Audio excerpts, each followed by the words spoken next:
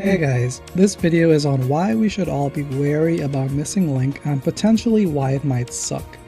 I'm not saying it's going to be bad, please don't think that. I'm just saying that there's a high likelihood it will be bad.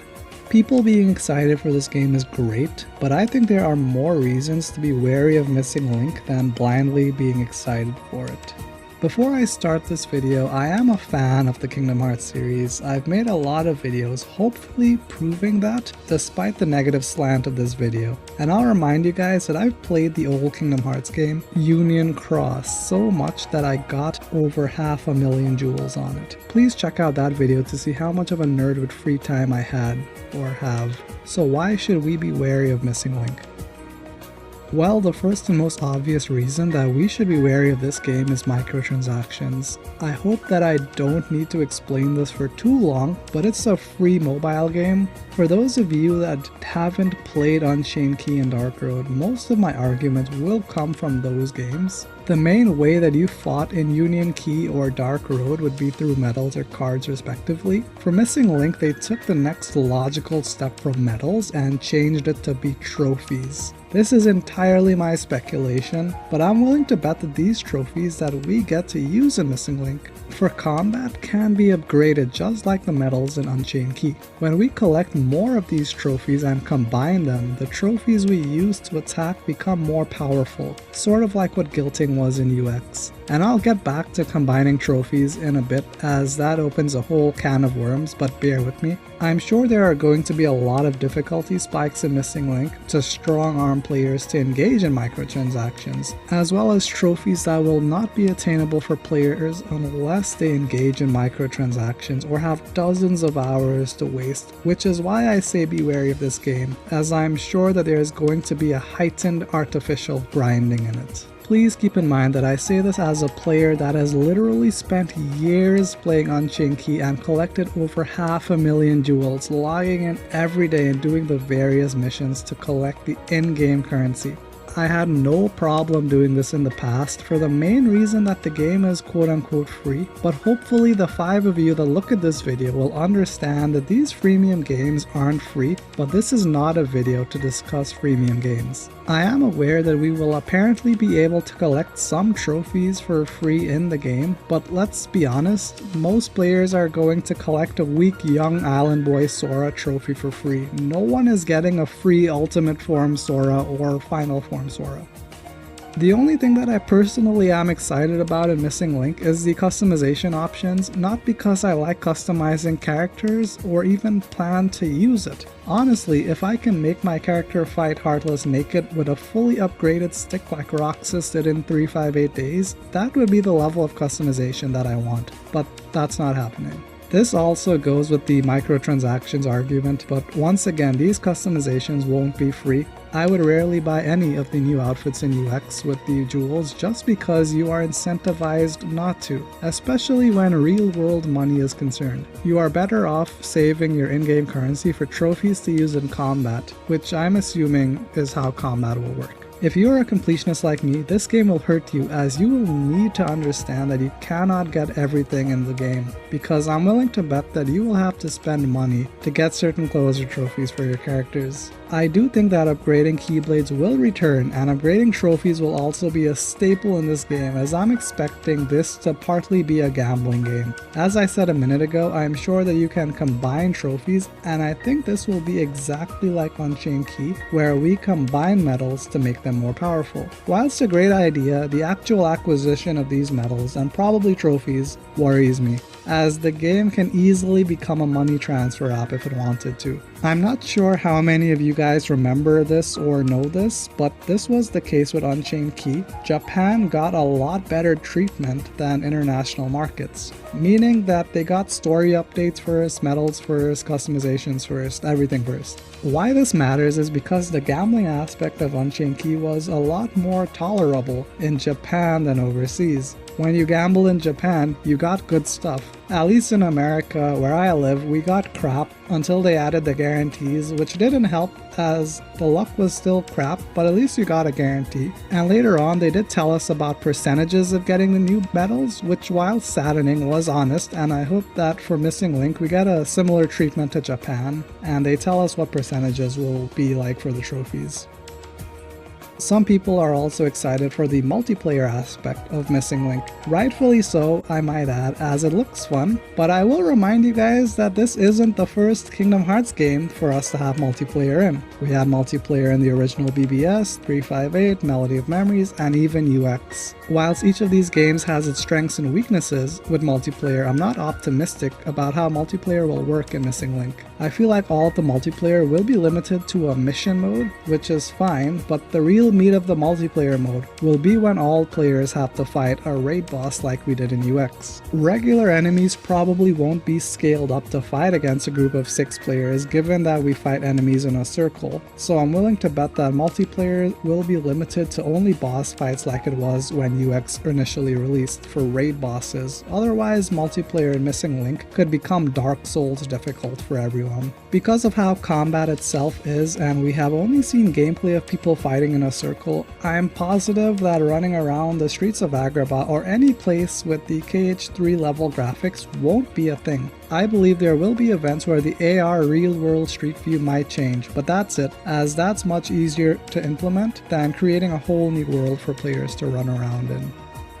This is a personal gripe for me, but let's talk about autoplay. This I'm sure will be in Missing Link at some point in the game's life cycle. Not on release, but I'm willing to bet at some point. I just have a feeling. Dark Road literally autoplayed itself because auto-grinding was a major part of the game's DNA, and autoplay was literally added to UX a few years after release. I'm just calling it now.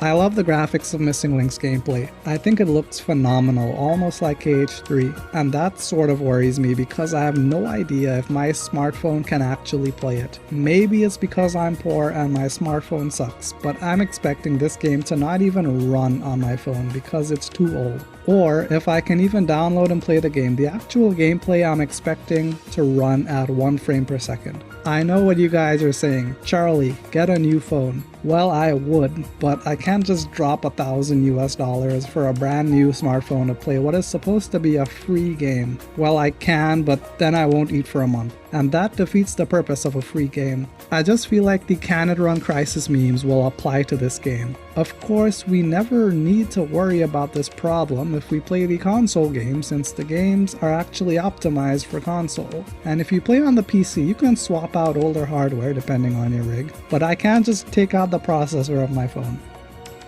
This part I'm fairly certain will come true. Despite Missing Link having both online and offline modes, I'm willing to bet that in order to enjoy even the single player content, you will need a constant connection to the internet, just like Unchained and Dark Road. Yes, I know that Dark Road got an offline mode, but that's only after the announcement that the game was ending. The reason I care about this is because of where I live. I have crap Wi-Fi and I do not have an unlimited data plan because of socioeconomic disparity, so my advice to you guys is to not be poor. Probably the main reason I will play this game is for the story. We all want to know what happens with the overall Kingdom Hearts plot, but to be honest with you guys, I don't really care about the story anymore. We know there are going to be twists and turns in the story, and it'll be relevant to the plot of future games. And this process of finding out how great the story is will take months or years to be told to us whilst being drip-fed. But unlike a TV show, we have to work or pay for this, which is not the same. Let's be honest, we are all going to watch some YouTuber, hopefully not me, at some point talk about the story or just watch the actual cutscenes for when Kingdom Hearts 4 releases. Hopefully everything is voiced, but I doubt it. And hopefully the plot isn't relevant, but I doubt it. Just don't expect Kingdom Hearts 3 levels of voice acting. Or voice acting. As for the story itself, Square is building the story for Missing Link off of the end of Unchained Key or Dark Road story, and most players, or probably just me, do not fully understand the plot. I don't think this is very smart, given that this is a story-driven series. but I really don't care anymore, but luckily someone will understand it and make a video about it. Please someone do that. I'd pray that I don't ever have to do that. What I think will happen to Missing Link is that it will probably follow in the footsteps of Unchained Key and Dark Road. I think there will be millions of downloads whenever it releases, and there will be a ton of stuff to do and learn. There'll be a lot of buzz for it because it's just the newest Kingdom Hearts game and that's it. Within a few months, maybe 3 months post-launch, there will be a sharp decline of repeat or consistent players, but I'm sure Square Enix already knows that, and I'm sure only the die-hard fans will remain, or those of us who don't have a lot of disposable income that are free to play. The AR aspect of this game can potentially increase the lifespan of Missing Link. However, by making it an optional feature, unlike the most popular AR game I can think of, Pokemon Go, I think in the short and long run, the game is hurting itself. Most people will not have similar social interactions as they did with Pokemon Go by at least seeing other people, which I think helped with Pokemon's popularity. That's of course not taking into account the massive brand recognition that Pokemon has relative to Kingdom Hearts. Sure, Kingdom Hearts has Disney, but unless Kingdom Hearts really uses Disney in advertisements that Mickey Mouse and other Disney characters are in the game, I don't think Missing Link can even be compared to Pokemon Go. I'm willing to bet that there will only be spikes of players that restart playing the game for specific events. Just like with KH3, I bet there will be an event where we can get our names in KH4. I do truly believe that, as that will definitely bring in a lot of players into the game. Sure, 99% of players will be free to play, but there will be that 1% of whales that keeps this game afloat, pun intended, and they will get their names in KH4. I think it's a gamble by both Square and players. If players play this game weekly for years, and more importantly put money into the game, Square will support it for years. But if Missing Link pulls another Dark Road, we'll get an offline mode and the game will die a quick and painless death. Here's another one of my unpopular opinions, as I'm sure most of this video is. Square Enix has made another game that no one is asking for. I'm hoping that I'm not alone on this, but I would have preferred a Union Cross or even a Dark Road remake, so those games play in 3D. Hell, I would love if we get a 358 Days remake, because the game is great, but we really need an Unchained remake. I'm positive that the marginal return on investment for Missing Link will be significantly greater than Kingdom Hearts 4. So I understand the reason for Missing Link's existence. But at the same time, I can pretty much guarantee that quality-wise, game preservation-wise, consumer-friendly-wise, and even critically, it will be a stark contrast to Kingdom Hearts 4.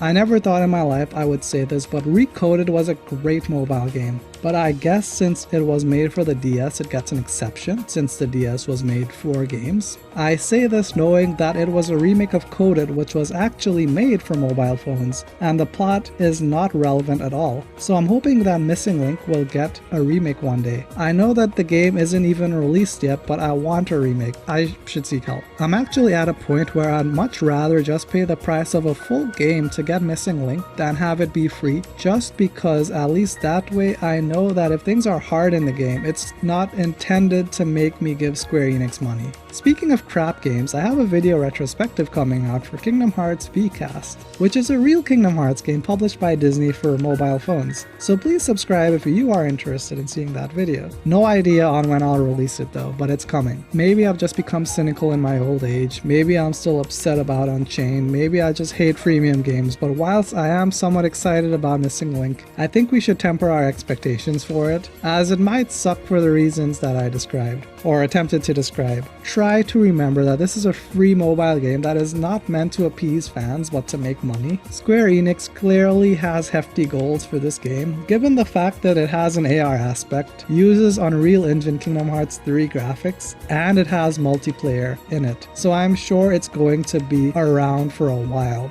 But I just hope that it being around for a while is a good thing. I know this video is a bit more negative than most of my usual videos, and certainly not a meme video, but I wanted to get my thoughts for this game. And I alluded to this at the start of the video. I do not want this game to fail, and I am excited for this game, but I just have a feeling that history will repeat itself. And just so I'm super duper clear, I want everything that I said in this video to be wrong, but I did wear my thinking cap whilst making this video, so I'll probably be right. Thank you for making it so far in the video. Please rate the video, and I'll see you guys next time. Thank you for watching. Thank you for watching. Thank you for watching. See you soon.